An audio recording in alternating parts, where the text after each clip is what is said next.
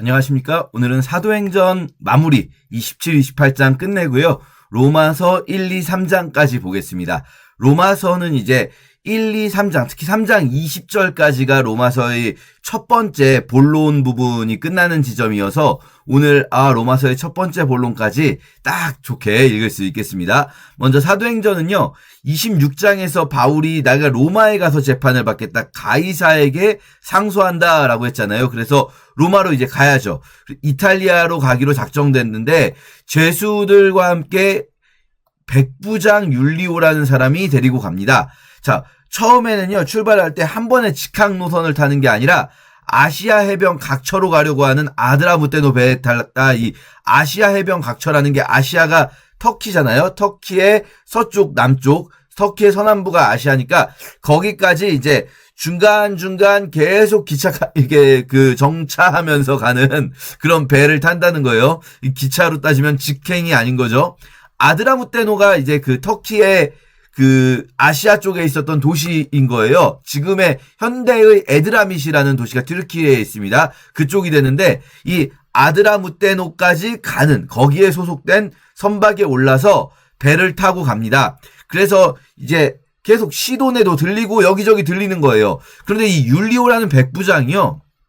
바울을 친절하게 돼요. 왜냐면 바울은 사실 이미 어느 정도 2년이나 있으면서 이 사람이 실제 죄가 있어서 이런 상황이 있는 게 아니라는 게 다 이제 알게 되는 거죠. 어느 정도. 로마 시민권자고 죄가 있어서 그런 게 아니라 유대인들이 이 사람을 계속 공격하니까 어떤 유대인들에게 이 총독이 너무 또 유대인들의 말을 무시하면은 불만이 터져 나올 수 있기 때문에 일종의 정치적인 어떤 이유로 유대인들이 느낄 땐 종교적인 이유지만 로마 사람들이 보기에는 정치적인 이유인 거예요. 왜냐면 이 자기들의 종교적 이유 때문에 바울을 싫어하는데 로마 총독 입장에서는 이 유대인들과의 정치적인 역학관계 때문에 바울을 이제 풀어주지 못했던 거죠. 자, 그래서 그런 사정을 아마도 아는 것 같아요. 그러니까 시도네 가서 친구들, 그리스도인들 만나서 대접받고 와도 괜찮다 이렇게 허락해주고 아마 뭐 군인 몇 명 딸려 보냈겠죠.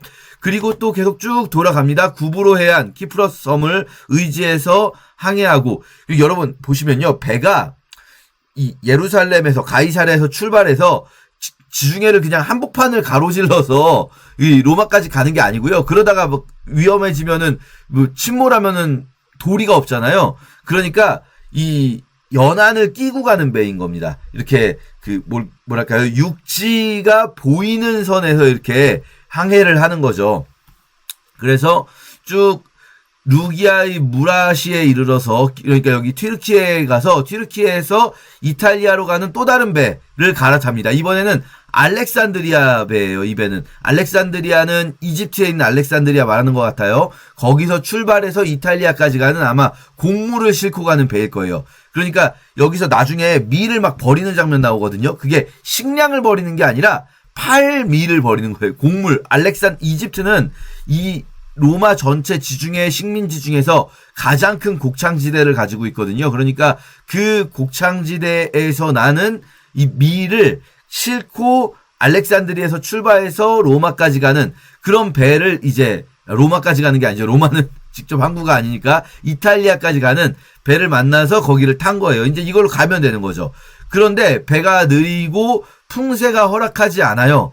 그래서 그레데 해안을 바람막이로 항해합니다. 크레타 섬. 이제 키프러스 섬 있고 키프러스 섬 튀르키예 아래 있고 그리스 아래 크레타 섬 있어요. 크레타 섬을 끼고 항해하다가 간신히 연안을 지나서 미항이라는 곳, 크레타 섬에 있는 미항이라는 곳에 이르렀는데 아세아시에서 가깝더라. 자 보세요. 미항은 이름이 없잖아요. 그냥 아름다운 항구예요. 그냥 예쁜 항구 도시, 이런 도시가 아니죠. 예쁜 항구 동네 요런 곳인 거예요. 시에서 가깝지만 시급이 아닌 동네인 거예요. 그런데 여러 날이 걸려서 금식하는 절기가 이미 지났대요. 이게 계획보다 늦어진 거예요. 풍세가 허락하지 않아서 배가 계획보다 늦어지는 바람에 금식하는 절기가 이미 지났다. 금식하는 절기라는 건 이 유대인의 대속죄를 이야기합니다. 유대인들의 이 티시리얼 10일, 그러니까 유대 달력으로 7월 10일인데 현대 달력으로는 9월쯤 되는 거거든요. 이때가 항해하기가 위태한지라 이렇게 나오잖아요. 요 티시리월 여러분 기억나시는 거 있습니까? 너무 어려워서 기억이 안 나서 괜찮아요. 이때가 7월 1일 나팔절, 7월 10일 대속제일, 7월 15일 초막절 이렇게 가는 절기 묶음이에요. 티시리월. 그러니까 유대 달력 7월, 우리 달력 9월 정도 돼요. 이때가 초막절 절기 묶음이에요. 초막절이 뭐라고 했었죠? 기억나실지 모르겠는데 요한복음 할 때 말씀드렸는데 건기에서 우기로 바뀌는 시즌이에요. 건기에서 우기로 바뀌는 시즌, 이스라엘 중심으로는 그렇고 지중해 세계 중심으로는 이제 가을 넘어서 겨울 지나가는데 이때부터 지중해가 위험해지기 시작해요. 9월부터 지중해가 위험한 시기가 되고요. 11월부터는 아예 항해 금지 시기입니다. 그래서 11월에는 항해가 아예 금지되고 9월부터는 항해를 가급적 하지 말아야 하는 시기가 되는 거예요. 그 이야기하는 겁니다. 지금 이 대속죄일이 지나면서 항해하기가 위태해졌다. 그러니까 바울이 여러분 내가 보니까 이번 항해는 굉장히 우리 목숨까지도 위험할 수 있다 했는데 문제는 지금 백부장이 결정권자잖아요. 이 율리오 로마 군인이. 그런데 백부장이 결정권자 같지만 또 다른 리더가 있어요. 여기 리더가 3인방이 있어요. 리더가 백부장이라는 군대의 이 대장, 이 사람 의견이 굉장히 중요하겠죠. 하지만 실제로 배를 움직이는 사람은 선장이 있죠. 그리고 선장이 배를 움직이지만 이 선장을 조종하는 사람은 선주, 배 주인이 있겠죠. 그러니까 백부장, 선장, 선주가 모여서 회의를 한 걸 거예요. 이 리더십들끼리. 사실 그런데 이 배의 영적 리더는 바울이거든요. 근데 백부장은 이제 중립적인 위치에서 바울에게도 좋은 감정이 있고 나중에 뒤에도 나오지만 율리오는 바울에게 좋은 감정이 있어요. 기본적으로. 그런데 또 선장과 선주는 전문가잖아요. 그러니까 이 전문가의 말을 또 들어야 되는구나 라는 생각을 하게 돼요. 바울의 말보다 더 믿더라. 근데 이게 잘못됐거든요. 그리고 여러분 이 본문을 읽으면서 전문가 말 듣지 말고 목사님 말 들어야겠다. 이렇게 해석하시면, 이거 너무 확대 해석하시면 조금 곤란할 수 있는데 이거 기억해야 돼요. 전문가의 후광 효과에 너무 속아도 안 돼요. 왜냐? 이 선장과 선주의 말을 바울의 말보다 믿는 게 왜 잘못이냐면 선장과 선주는 전문가이지만 사실은 이 사람들의 의도가 숨겨져 있어요. 왜 선장과 선주는 계속 가야 된다고 말하는가? 이 사람들의 전문성에 기인한 얘기가 아니라 여기 뒤에 나와요. 항구가 겨울을 지내기에 불편하기 때문에 베닉스로 가서 겨울을 지내자가 하는 자가 더 많다. 피닉스죠, 피닉스. 피닉스는 크레타 섬에 있는 항구 도시, 큰 항구 도시인 거예요. 그 미항이라는 항구가 겨울을 지내기에 불편하기 때문에 피닉스까지는 가야 된다라고 하는 선장과 선주와 선원들의 니즈가 있었던 거죠. 병사들도 아마 그런 걸 원했을 거예요. 그럼 지금 바다가 안전하기 때문에 가자는 이야기가 아니라 여기가 겨울을 나기에 불편하기 때문에 가자는 건데 겨울을 나기에 불편하다는 게 어떤 의미일까요? 우리가 사실 그냥 읽으면 여기에 숙소가 부족했나? 여기에 잠잘 곳이 없었나? 이런 생각을 할 수 있지만 그런 개념이 아니라 이 겨울이 몇 달이 이어진단 말이에요. 내년 봄까지 가야 되는 거예요, 지금. 그러면은 이 몇 달 동안 되는 겨울, 이 지중해 항해를 할 수 없는 이 기간 동안에 이 수많은 병사들과 선원들이 200명이 넘는 사람들이거든요. 뒤에 보시면 200명이 넘는 사람들이 뭐라도 하고 놀아야 되잖아요. 유흥거리가 있어야 되잖아요. 쉽게 말하면. 그러니까 이 선원들이 대부분 이렇게 겨울을 나는 도시들이 정해져 있어요. 선원들이 겨울을 나는 도시들은요, 그 선원, 막 수백 명 되는 선원들이, 여러 배의 선원들이 모일 거 아니에요. 그러면은 거기에 유흥가가 형성되는 도시들이 생깁니다. 음주 가물을 즐길 수 있고, 여성들도 있고, 도박장도 있고, 이런 음주 가무와 이런 걸 즐길 수 있는 유흥 도시들, 이 선원들을 위한 도시들이 이 지중해 곳곳에 있는 거예요. 선원들이 항해하다가 중간에 멈췄을 때. 그러니까 그런 도시로 가야 된다는 거예요. 여기서는 안 된다. 여기서 겨울, 이거 몇 달 동안 뭐 하고 지내냐? 여기 아무것도 없는데 잠만 자고 밥만 먹고 지낼 수는 없는 거 아니냐? 요런 거죠. 그러니까 바울의 말이 사실은 이 계절을 생각하고 안전을 생각하면 맞는 말인데 전문가라고는 하지만 이 전문가들이 자신의 전문성에 의거해서 판단하는 게 아니라 이 전문가들이 사실은 자기들의 의도가 있는 거예요. 여러분, 우리도요, 사실 전문가들이라고 말하지만 모든 인간은 이 숨겨진 의도가 있을 수 있어요. 그거를 분별할 수 있어야 되는 거죠. 이게 전문가가 하는 말이라고 해서 무조건 맞는가? 사실 전문가들끼리도 의견이 다른 경우가 얼마나 많습니까? 왜 그렇습니까? 누군가는 진짜로 전문성에 기인해서 말할 수도 있겠지만 사실 많은 사람들, 대부분의 사람들은 자기의 어떤 숨겨진 의도가 있는 거예요. 뭐 우리 지역에 이 지역에 이게 와야 됩니다. 이 자기가 전문적으로 봤을 때 이 시설은 여기가 최적의 입지입니다. 라고 말하지만 사실은 자기 지역에 오기를 바라는 마음 때문에 말하는 것일 수도 있고 뭐 자기의 동료들과 자기와 함께 있는 사람들 때문에 말하는 것일 수도 있는데 지금 여기서 이 선장과 선주의 말을 바울의 말보다 믿은 것이 이런 부분 때문에 실수였던 거죠. 자, 어쨌든 그래서 일단 근데 어쨌든 이 짧은 거리인 거예요. 크레타 섬에서 크레타 섬으로만 이동하자. 멀리는 못 가요. 멀리 갈 수는 없으니까 지금 굉장히 위험한 시기인데 이때에 크레타 섬에 있는 미항에서 크레타 섬에 있는 피닉스까지만 가자. 갔어요. 처음에는 남풍이 순하게 불어서 그들의 뜻을 이룬 줄 알고 닷을 감아서 크레타 섬을 끼고 가는데 갑자기 광풍을 만납니다. 이 유라굴로라는 광풍이 바로 9월부터 지중해에 갑자기 올 수 있는 동남풍이지. 제가 사실 잘 몰라요. 저는 이런 부분은. 그런데 어쨌든 광풍이 분다는 거예요. 그러니까 배가 갑자기 밀려가 버립니다. 그래서 지중해의 한가운데, 그러니까 이 크레타 섬이 보이지 않는 곳으로 쫓겨나가 버린 거죠. 이때부터 배가 쫓겨다닙니다.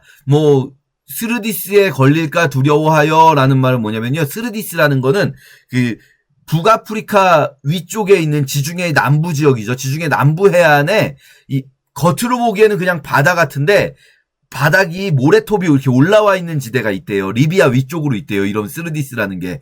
그래서 여기 가면은 배가 모래톱에 걸려서 좌초하는 것이 굉장히 흔한 일이 되는 그런 지역이 있답니다. 그러니까 스르디스에 걸릴까봐 여기가 어딘 줄도 모르겠고 하니까 일단 막 쫓겨가는 거예요. 그래서 풍랑으로 심히 애쓰다가 짐을 막 바다에 버리게 되고요. 사흘째 되는 날은 배의 기구들도 막 바다에 버리게 되고요.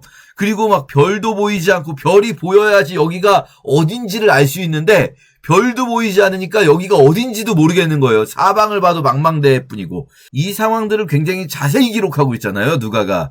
이거는 누가가 이 사건을 좀 되게 중요한 메시지를 담은 사건으로 보고 있다는 거예요. 굉장히 막 섬세하게 기록하고 있는 것들. 거기서 누가의 메시지의 핵심 중에 하나가 뭘까? 구원의 여망이 없는 상황이다. 이게 우리의 삶이 사실 어떻게 보면 그럴 수 있는 거죠. 구원의 여망이 없는 상황. 우리가 이 바울의 말을 듣지 않고 선장과 선주 전문가라는 사람들의 말, 세상의 말인 거죠. 그러니까 세상의 말이 되게 그럴듯해 보여요. 그럴듯해. 그리고 그게 막 맞는 것 같아요. 전문적으로 보여요. 전문가가 다 틀렸다는 게 아니고 세상의 말이 다 틀렸다는 게 아니에요. 그런데 사실은 숨겨진 의도가 있는데 그걸 모르고 그냥 그 말이 옳구나 하고 쫓아갔다가 이렇게 구원의 여망이 없어지고 내 손으로 내 삶의 것들을 버려야 하는 그런 상황에 별도 보이지 않아서 여기가 어딘지도 이제는 알 수 없는 그런 상황에 그때 바울이 말합니다. 여러분, 내 말대로 했으면 좋았을 뻔했죠? 그렇지만 내가 이제는 말해줍니다. 안심해 주십시오. 아무도 생명에 지장이 없을 겁니다. 배는 부서질 건데 생명은 하나님께서 아무도 건드리지 않으신다고 어젯밤에 말씀해 주셨습니다. 어젯밤에 자기에게 말씀해 주셨습니다 하면서 바울아 두려워하지 말라 하나님께서 함께 해주신다라고 이제 전도가 섞여 있는 안심 메시지가 되는 거죠. 그러면서 이들이 오랫동안 밥을 못 먹어요. 왜냐? 이들이 밥을 오랫동안 먹지 못하는 이유는 이 식량을 빨리 없애버리면 안 되잖아요.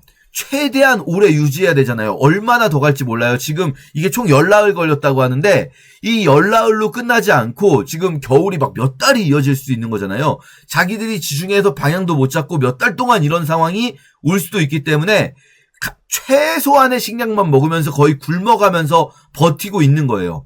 그런 상황에서 바울이 이제 밥을 먹으십시오. 이제 우리 다 왔습니다. 이 10나흘째 된 때 말한 거예요. 사흘째 될 때 처음 바울이 말하면서 이제 바울의 어떤 영향력이 생기기 시작하고요. 영적인 영향력, 영적 지도력이라는 게 바울의 그 배 안에서 영향력이 생기기 시작했고, 열 나흘째에는 이제 사람들이 바울의 말을 믿는 거예요. 그래서 먹으라 하면 먹는 거죠. 왜냐? 이거 만약에 막 먹었다가 바울의 말이 틀려서 저 섬에 제대로 도달을 못하면 어떡해요? 다시 배가 뒤로 밀려가 버리면, 광풍이 불어서 다시 배가 뒤로 밀려가 버리면 식량을 다 먹어버리면 큰일 나잖아요. 근데 이제 바울의 말을 믿는 거죠. 그리고 사람들이 바울의 말을 믿는 사건 하나를 더 보면은 이 중간에 사공들이 도망가려고 하는 때가 있어요. 그래서 거룻배를 바다에 내려놓는데 바울이 군인들에게 저 사람들 도망가면은 우리 구원 못 받습니다. 그러니까 저 사람들 도망 못 가게 하세요 했더니 거룻배를 다 끊어버려요. 여러분, 배가 만약에 나중에 진짜 위기 상황에서 이 거룻배라는 게 되게 중요할 수도 있잖아요. 이 구명보트. 이제는 이 백부장과 군인들이 바울의 말을 신뢰하게 되는 거예요. 자기들이 바울의 말 안 들었던 걸 후회했겠죠. 그리고 이 사공들 도망가는 장면에서 보면요, 결국 이 사공들이 누굽니까? 전문가라고 하던 사람들이잖아요. 자기들이. 그러니까 사공들과 선주 이 사람들이, 선장, 선주 이 사람들이 전문가라고 하던 사람들이잖아요. 근데 군인들을 내버려 두고 자기들끼리 도망가려고 했던 거예요, 이 사공들이. 그 상황에서 바울이 이 사공들을 붙잡아서, 이 사람들이 왜냐면 배를 저어야 제대로 갈 수가 있지 않겠습니까?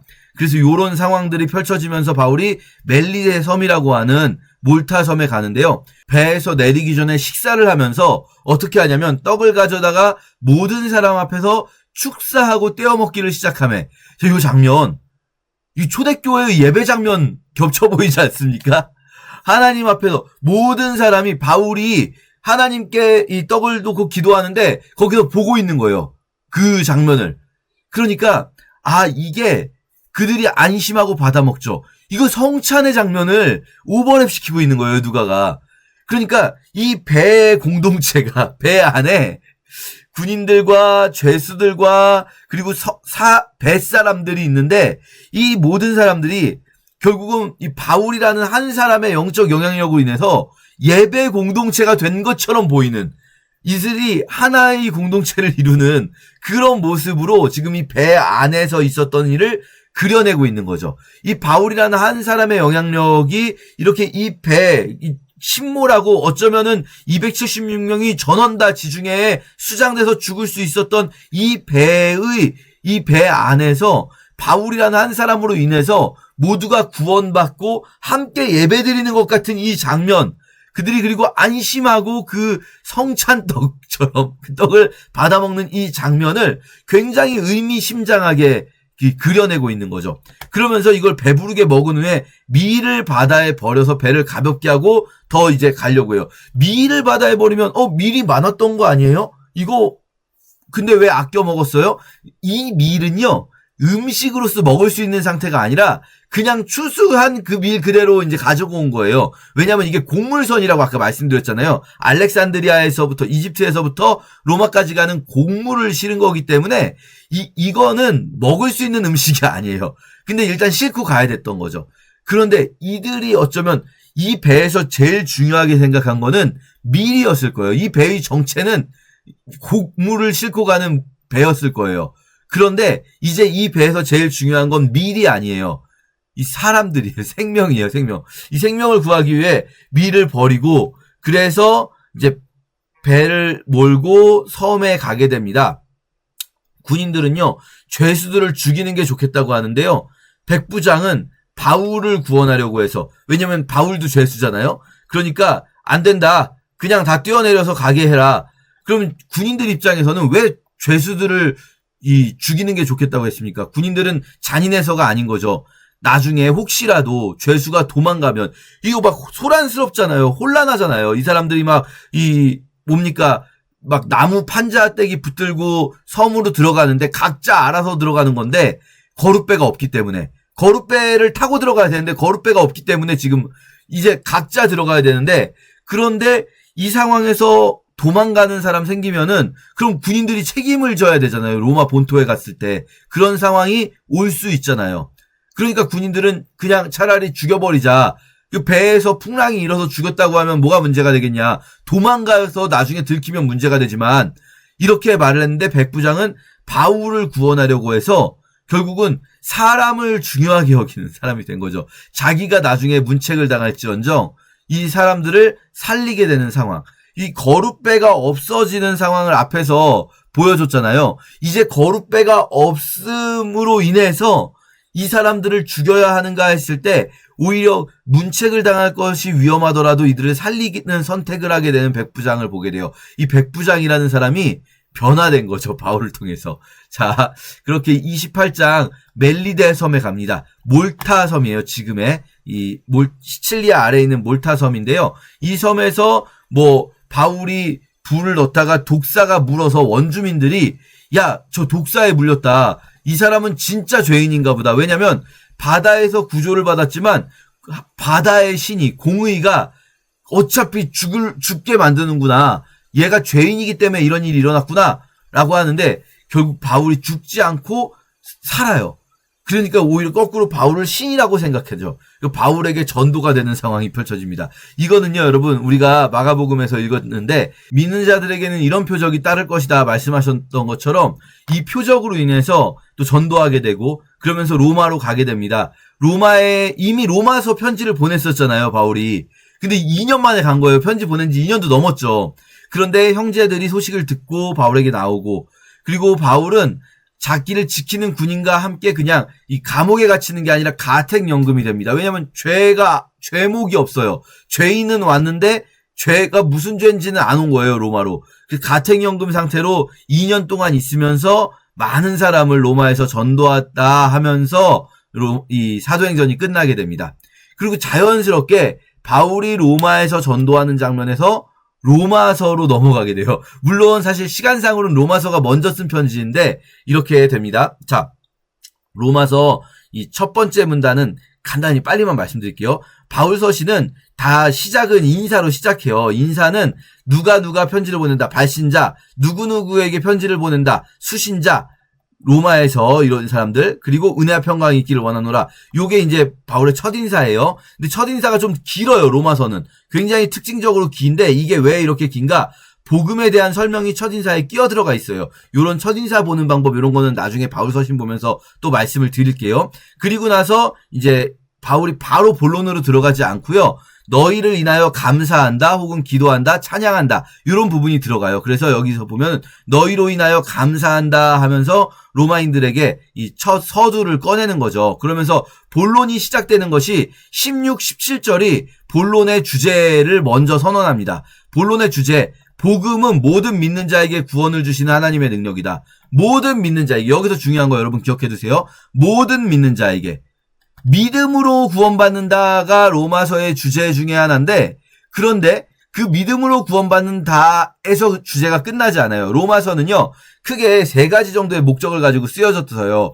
첫 번째가 이 믿음으로 구원받는다라는 이신칭의 복음을 설명하는 것이 있다면, 복음에 대해 설명하기 위해 쓴 책이라면 두 번째, 세 번째 목적이 또 있거든요. 그것들 우리가 보면서 차츰차츰 설명을 드릴 거예요. 근데 여기서 우리가 일단 머릿속에 딱 기억해둬야 되는 거는 믿는 자가 어떤 믿는 자예요? 모든 믿는 자. 이 모든 믿는 자라는 건 뭐냐면요. 유대인이든 헬라인이든 구별 없이, 유대인이든 헬라인이든 구별 없이 모든 믿는 자가 구원받는다. 유대인이든 헬라인이든 믿음 안에서 같다. 차별이 없다. 이런 것들이 굉장히 중요한 주제를 확장하는 계기가 됩니다. 우리가 나중에 이제 더 말씀을 드릴 거예요. 어쨌든 지금 일단 선언되는 것은 복음은 오직 믿음에서 믿음으로 간다. 믿음으로 믿음에 이르게 한다는 것은 시작도 믿음이고 끝도 믿음이다. 그러니까 믿음으로 시작해서 처음에는 믿기만 하면 구원받지만 나중에는 믿음 이상의 뭔가가 더 필요한 게 아니라 믿음으로 시작해서 믿음을 가는 거고요. 그리고 나중에 믿음으로 가기 위해서 처음에 믿음 전 단계가 뭐가 필요한 게 아니라 믿음 전에 그래도 뭔가 갖춰야 될 게 있는 게 아니라 시작도 믿음, 끝도 믿음이요. 믿음이 출발점이고 믿음이 목적지죠. 이렇게 말씀드리면 어떤 분들은 아니 믿음을 가지고 구원은 받지만 그 다음에는 뭔가 선한 삶이 나와야 되지 않아요? 이렇게 생각하실 수 있어요. 맞아요. 선한 삶이 나와야 되는데 그거는 선한 삶이 목표고 선한 삶으로 가야 막 노력해야 되는 게 아니에요. 우리가 그런 이야기 있어요. 뭐 마동석 영화 이런 거 보는 분들이 거기서 나왔던 대사인가 어딘가에서 힘으로 하다가 안 되는 일이 있으면 힘으로 하다가 안 되면 어떻게 됩니까? 막 머리를 써야 됩니까? 아니죠. 힘으로 하다가 안 되는 일이 있으면 힘이 부족한 건 아닌가 생각해봐라. 요런 그 말이 있었는데요. 이게 묻자고 하는 말이죠. 힘으로 하다가 안 되면 힘이 부족한 게 아닌가 생각해봐라. 왜 이 말씀 드리냐면 믿음으로 하다가 선한 삶이 안 나오면 믿음이 부족한 건 아닌가 생각해. 믿음으로 하다가 안 되면 믿음이 부족한 건 아닌가 생각해봐야 되는 거예요. 선한 삶이 물론 나와야 돼요. 그런데 그거는요. 선한 삶을 살려고 노력한다고 되는 게 아니라 믿음이 있어야 되는 거죠. 그러니까 출발도 믿음이고 종착지도 믿음이에요. 믿음에서 믿음으로 가게 하는 것입니다. 오직 의인은 믿음으로 말미암아 산다. 이 하박국서 인용이 바로 로마서의 주제, 믿음으로 구원받는다 라는 첫 번째 주제가 되는 거죠. 자, 그럼 믿음으로 구원받는다는 게 우리는 그냥 그런가 보다 하지만 아니 왜 믿음으로만 구원받죠? 어떻게 믿음으로만 구원받는다는 게 성립할 수 있죠? 이걸 논증해야 되잖아요. 그걸 증명하는 게 이제부터 출발하는데요. 증명의 첫 단계가 18절부터 1장 18절부터 시작해서 3장 20절까지가 첫 문단이에요. 자, 이 첫 문단은 어떻게 시작하는가? 하나님의 진노가 임합니다. 모든 사람에게 하나님의 진노가 임합니다. 그 불의한 사람에게. 그럼 그 불의한 사람이 누구입니까? 자, 첫 번째 1장 뒷부분을 보면요. 하나님을 알만한 것이 누구에게나 있어요. 불신자들, 이방인들에게도요. 하나님을 모르는 사람들에게도 하나님의 능력과 신성이 만물 속에 있고 우리 안에 있기 때문에 이거 핑계할 수가 없어요. 그렇기 때문에 사실은 모든 사람은 하나님을 모르더라도 예수 그리스도에 대해 모르고 성경 한 글자도 들어본 적 없더라도 모든 사람은 하나님이 원하시는 삶의 모습이 무엇인지 그들의 마음속에 있는 양심이 하나님이 만물 안에 숨겨놓으신 능력과 신성을 통해서 알 수 있다는 거예요. 어떻게 사는 게 선한 삶인지, 어떻게 사는 게 올바른 삶인지 알 수 있어요. 그럼 그대로 삽니까? 그대로 안 산다는 거예요. 그래서 하나님을 알지만 그러나 이 하나님이 원하는 방법대로 안 살고 우상 숭배하고 정욕대로 살고 그렇게 살아요. 그러면서 이들이 그 정욕대로 사는 것을 보여주는 대표적인 일이 이 성문제인 거예요. 이 여성들과 남성들의 성적 타락, 이 자기들의 정욕대로 그냥 사는 거죠. 특히 여기서 이제 동성애 문제가 나옵니다.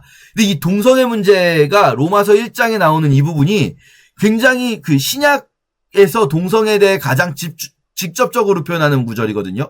그러니까 우리가 동성애 이슈를 다룰 때 제일 중요하게 다루는 구절이 로마서 1장 27절인 거예요. 근데 이 부분에서 어떤 분들은 이거는 지금 현대의 동성애를 이야기한 게 아니다라고 말씀하세요. 왜 그러냐? 자, 보세요. 지금 로마서 1장이 왜 동성애 이야기를 꺼내는가?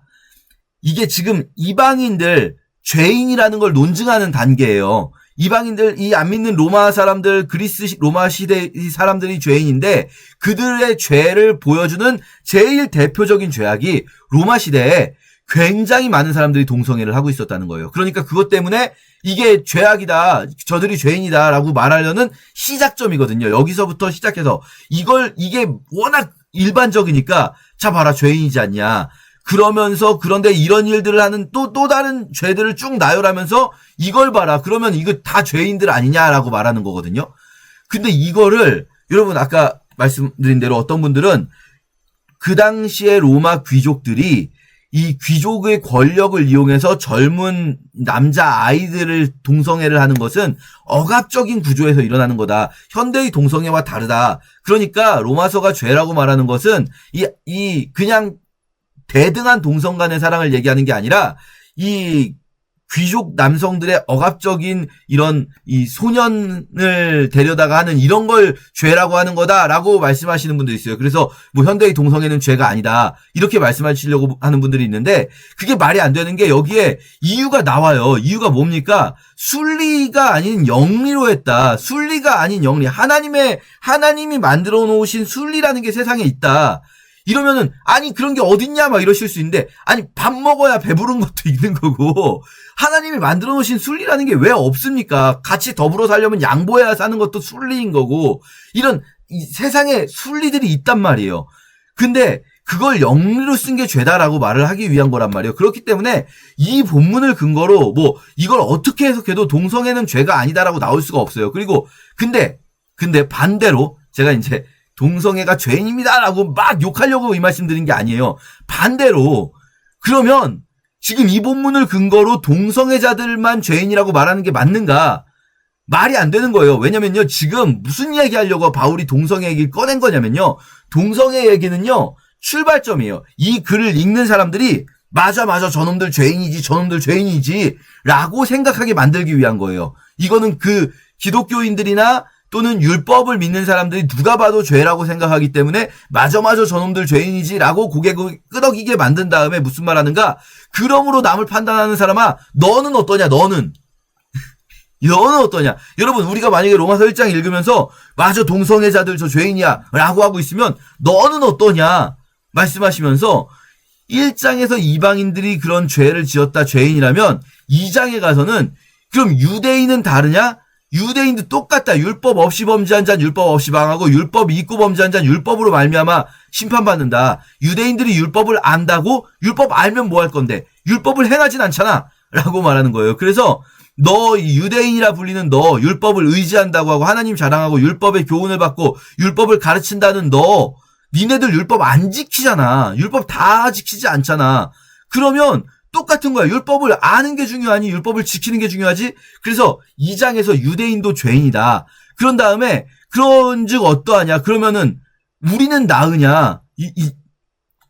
그러면 어떠하냐? 우리는 나으냐? 우리 누굽니까? 그리스도인들. 자, 1장에 이방인들 다 죄인이다. 2장에 유대인들도 죄인이다. 그러면 이 3장까지 읽으면은 맞아. 이방인이나 유대인이나 다 죄인이야 이놈들. 역시 우리 그리스도인들만 최고지. 이렇게 생각하고 고개 끄덕끄덕하고 있을 때 우리는 나으냐? 결코 아니라 모든 사람이 다 죄인이라는 거예요. 그래서 구약의 연속 인용으로 이걸 도장을 꽝 찍습니다. 구약을 쭉 연속으로 인용해요. 기록된 바 의인 없나니 하나도 없고 깨닫는 자도 없고 이거 다 이 구약에 있는 구절들을 가지고 오는 거예요. 그러면서 결론 모든 사람이 모든 육체가 율법으로 따지면 어떤 하나님 앞에 선행을 하고 있냐 아니냐로 따지면 다 죄인이다라는 거예요. 그러니까 아까 했던 말씀으로 돌아가서 그럼 동성애자들 죄인이라는 걸 우리가 막 그들을 손가락질할 자격이 있냐? 로마서를 근거로 동성애자들을 죄인이 아니라고 말하는 건 말도 안 돼요. 왜요? 동성애만 죄인 게 아니라 모든 사람이 죄인이라는 걸 말하고 싶은데 뭐가 죄고 뭐는 죄가 아니고 이런 동성애는 죄고 이런 동성애는 죄가 아니고 이게 뭐 어떻게 나옵니까? 모든 사람이 죄인이라는 걸 논증하는 부분인데 반대로 그러면은 저들만 죄인이고 우린 죄인 아닌 것처럼 저들을 손가락질할 수가 있습니까?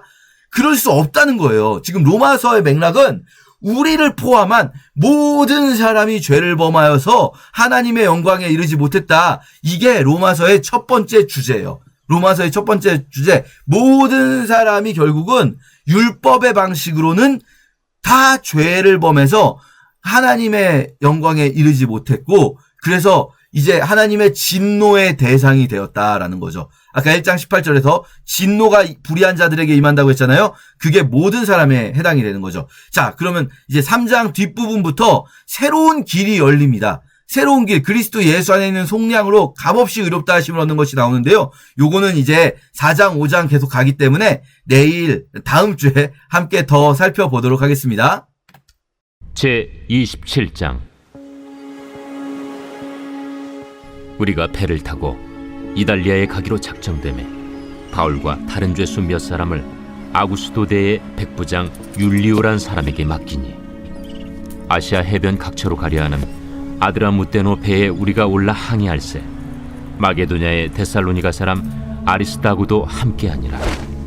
이튿날 시돈에 되니 율리오가 바울을 친절히 대하여 친구들에게 가서 대접받기를 허락하더니 또 거기서 우리가 떠나가다가 맞바람을 피하여 급으로 해안을 의지하고 항해하여 길리기아와 밤빌리아 바다를 건너 루기아의 무라시에 이르러 거기서 백부장이 이달리아로 가려 하는 알렉산드리아 배를 만나 우리를 오르게 하니 배가 더디가 여러 날 만에 간신히 니도 맞은편에 이르러 풍세가 더 허락하지 아니하므로 살몬의 앞을 지나 그레데 해안을 바람막이로 항해하여 간신히 그 연안을 지나 미항이라는 곳에 이르니 라세아시에서 가깝더라. 여러 날이 걸려 금식하는 절기가 이미 지났으므로 항해하기가 유태한지라 바울이 그들을 권하여 말하되 여러분이여 내가 보니 이번 항해가 하물과 배만 아니라 우리 생명에도 타격과 많은 손해를 끼치리라. 백부장이 선장과 선주의 말을 바울의 말보다 더 믿더라. 그 항구가 겨울을 지내기에 불편하므로 거기서 떠나 아무쪼록 베닉스에 가서 겨울을 지내자 하는 자가 더 많으니, 베닉스는 그레데 항구라. 한쪽은 서남을, 한쪽은 서북을 향하였더라. 남풍이 순하게 불매 그들이 뜻을 이룬 줄 알고 닻을 감아 그레데 해변을 끼고 항해하더니 얼마 안 되어 섬 가운데로부터 유라굴로라는 광풍이 크게 일어나니 배가 밀려 바람을 맞추어 갈 수 없어 가는 대로 두고 쫓겨가다가 가우다라는 작은 섬 아래로 지나 간신히 거루를 잡아 끌어올리고 줄을 가지고 선체를 둘러감고 수르디스에 걸릴까 두려워하여 연장을 내리고 그냥 쫓겨가더니 우리가 풍랑으로 심히 애쓰다 이튿날 사공들이 짐을 바다에 풀어버리고 사흘째 되는 날에 배의 기구를 그들의 손으로 내버리니라. 여러 날 동안 해도 별도 보이지 아니하고 큰 풍랑이 그대로 있음에 구원의 여망마저 없어졌더라. 여러 사람이 오래 먹지 못하였음에 바울이 가운데 서서 말하되, 여러분이여, 내 말을 듣고 그레데에서 떠나지 아니하여 이 타격과 손상을 면하였더라면 좋을 뻔하였느니라. 내가 너희를 구원하노니 이제는 안심하라. 너희 중 아무도 생명에는 아무런 손상이 없겠고 오직 배뿐이리라. 내가 속한 바 곧 내가 섬기는 하나님의 사자가 어젯밤에 내 곁에 서서 말하되, 바울아, 두려워하지 말라. 내가 가이사 앞에 서야 하겠고 또 하나님께서 너와 함께 항해하는 자를 다 내게 주셨다 하였으니, 그러므로 여러분이여 안심하라. 나는 내게 말씀하신 그대로 되리라고 하나님을 믿노라. 그런즉 우리가 반드시 한 섬에 걸리리라. 14일째 되는 날 밤에 우리가 아드리아 바다에서 이리저리 쫓겨가다가 자정쯤 되어 사공들이 어느 육지에 가까워지는 줄로 짐작하고 물을 재어보니 20길이 되고 조금 가다가 다시 재니 15길이라. 암초에 걸릴까 하여 고물로 단 넷을 내리고 날이 새기를 고대하니라. 사공들이 도망하고자 하여 이물에서 닻을 내리는 채하고 거룻배를 바다에 내려놓거늘 바울이 백부장과 군인들에게 이르되, 이 사람들이 배에 있지 아니하면 너희가 구원을 얻지 못하리라. 이에 군인들이 거룻줄을 끊어 떼어버리니라. 날이 새어가매 바울이 여러 사람에게 음식 먹기를 권하여 이르되, 너희가 기다리고 기다리며 먹지 못하고 줄인 지가 오늘까지 14일인즉 음식 먹기를 권하노니 이것이 너희의 구원을 위하는 것이요 너희 중 머리카락 하나도 잃을 자가 없으리라. 떡을 가져다가 모든 사람 앞에서 하나님께 축사하고 떼어 먹기를 시작하매 그들도 다 안심하고 받아 먹으니 배에 있는 우리의 수는 전부 276명이더라. 배부르게 먹고 밀을 바다에 버려 배를 가볍게 하였더니 날이 새매 어느 땅인지 알지 못하나 경사진 해안으로 된 항만이 눈에 띄거늘 배를 거기에 들여다 댈 수 있는가 의논한 후 닻을 끊어 바다에 버리는 동시에 키를 풀어 늦추고 돛을 달고 바람에 맞추어 해안을 향하여 들어가다가 두 물이 합하여 흐르는 곳을 만나 배를 걸매 이 물은 부딪혀 움직일 수 없이 붙고 고물은 큰 물결에 깨어져 가니 군인들은 죄수가 헤엄쳐서 도망할까 하여 그들을 죽이는 것이 좋다 하였으나 백부장이 바울을 구원하려 하여 그들의 뜻을 막고 헤엄칠 줄 아는 사람들을 명하여 물에 뛰어내려 먼저 육지에 나가게 하고 그 남은 사람들은 널조각 혹은 배 물건에 의지하여 나가게 하니 마침내 사람들이 다 상륙하여 구조되니라.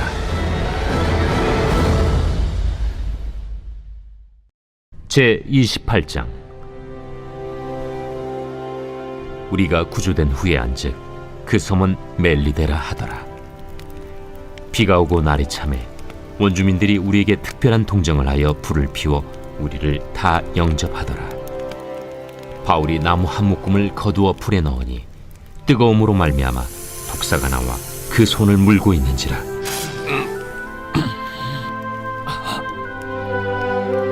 원주민들이 이 짐승이 그 손에 매달려 있음을 보고 서로 말하되, 진실로 이 사람은 살인한 자로다. 바다에서는 구주를 받았으나 공의가 그를 살지 못하게 함이로다. 바울이 그 짐승을 불에 떨어 버리매 조금도 상함이 없더라. 그들은 그가 붙든지 혹은 갑자기 쓰러져 죽을 줄로 기다렸다가 오래 기다려도 그에게 아무 이상이 없음을 보고 돌이켜 생각하여 말하되 그를 신이라 하더라. 이 섬에서 가장 높은 사람 보블리오라 하는 이가 그 근처에 토지가 있는지라. 그가 우리를 영접하여 사흘이나 친절히 머물게 하더니 보블리오의 부친이 열병과 이질에 걸려 누워 있거늘 바울이 들어가서 기도하고 그에게 안수하여 낫게 하매 이러므로 섬 가운데 다른 병든 사람들이 와서 고침을 받고 후한 예로 우리를 대접하고 떠날 때에 우리 쓸 것을 배에 실었더라.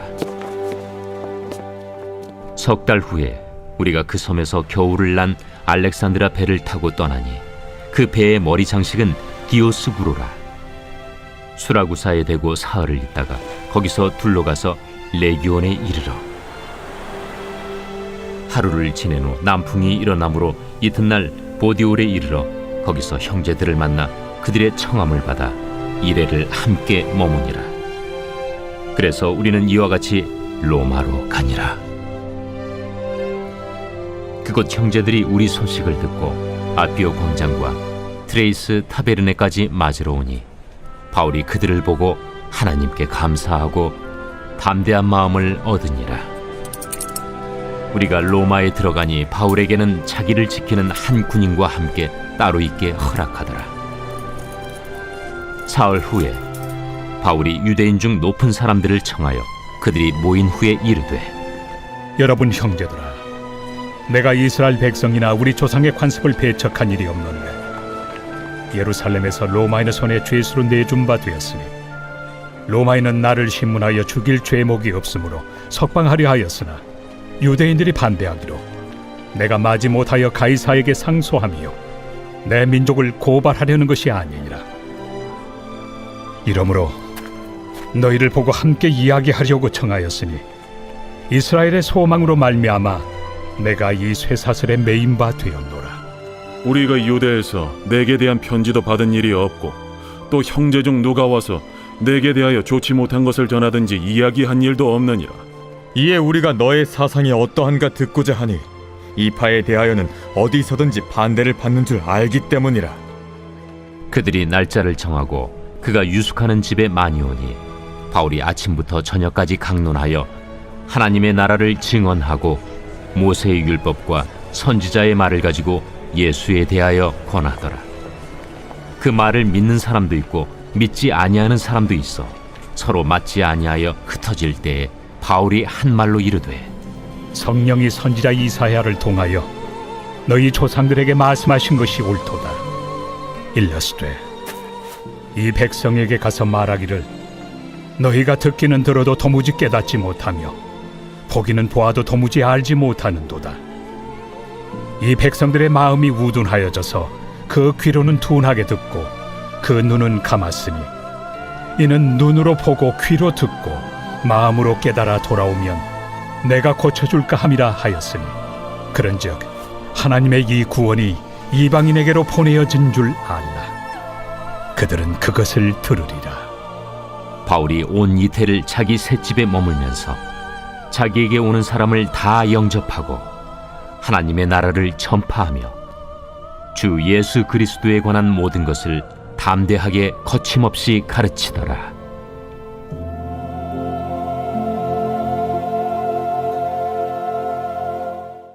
로마서 제1장.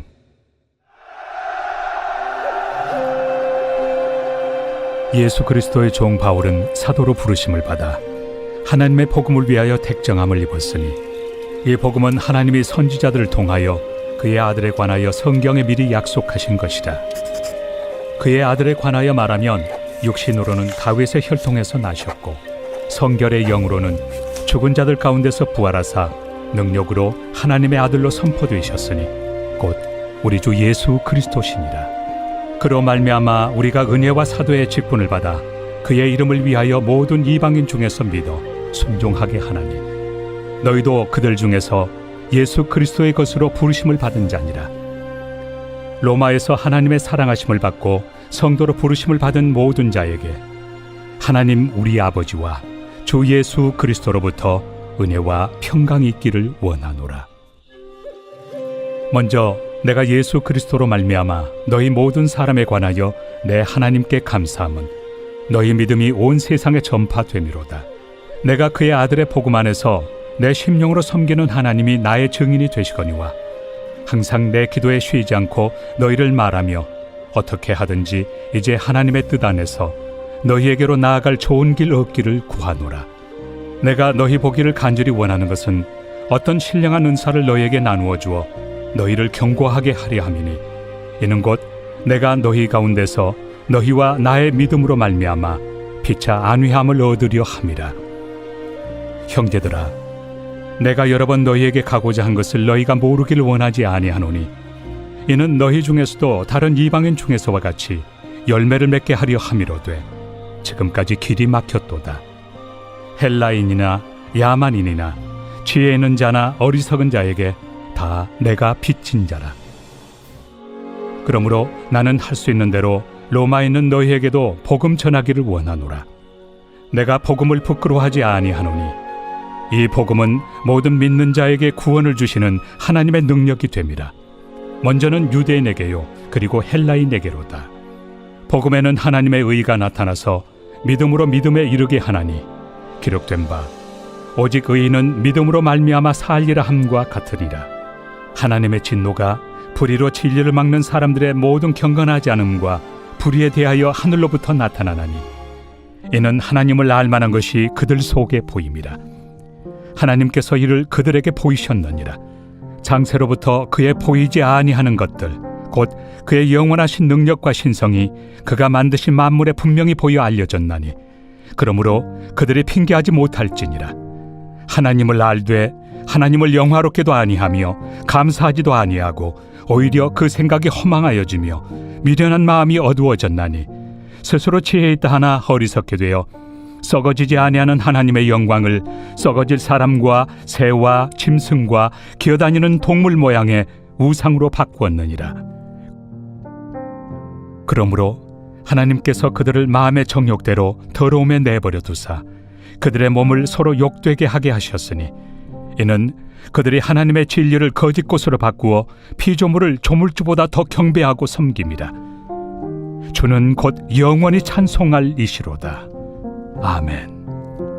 이 때문에 하나님께서 그들을 부끄러운 욕심에 내버려 두셨으니 곧 그들의 여자들도 순리대로 쓸 것을 바꾸어 영리로 쓰며 그와 같이 남자들도 순리대로 여자 쓰기를 버리고 서로 향하여 음욕이 부릴 듯하며 남자가 남자와 더불어 부끄러운 일을 행하여 그들의 그릇됨에 상당한 보응을 그들 자신이 받았느니라. 또한 그들이 마음에 하나님 두기를 싫어하며 하나님께서 그들을 그 상실한 마음대로 내버려 두사 합당하지 못한 일을 하게 하셨으니 곧 모든 불의, 추악, 탐욕, 악의가 가득한 자요 시기, 살인, 분쟁, 사기, 악독이 가득한 자요 수군수군하는 자요 비방하는 자요 하나님께서 미워하시는 자요 능욕하는 자요 교만한 자요 자랑하는 자요 악을 도모하는 자요 부모를 거역하는 자요 우매한 자요 배약하는 자요 무정한 자요 무자비한 자라. 그들이 이 같은 일을 행하는 자는 사형에 해당한다고 하나님께서 정하심을 알고도 자기들만 행할 뿐 아니라 또한 그런 일을 행하는 자들을 옳다 하느니라. 제2장. 그러므로 남을 판단하는 사람아, 누구를 막론하고 내가 핑계하지 못할 것은 남을 판단하는 것으로 네가 너를 정죄함이니 판단하는 내가 같은 일을 행함이니라. 이런 일을 행하는 자에게 하나님의 심판이 진리대로 되는 줄 우리가 아노라. 이런 일을 행하는 자를 판단하고도 같은 일을 행하는 사람아, 내가 하나님의 심판을 피할 줄로 생각하느냐? 혹 내가 하나님의 인자심이 너를 인도하여 회개하게 하심을 알지 못하여 그의 인자심과 용납하심과 길이 참으심이 풍성함을 멸시하느냐. 다만 내 고집과 회개하지 아니한 마음을 따라 진노의 날, 곧 하나님의 의로우신 심판이 나타나는 그날에 임할 진노를 내게 쌓는도다.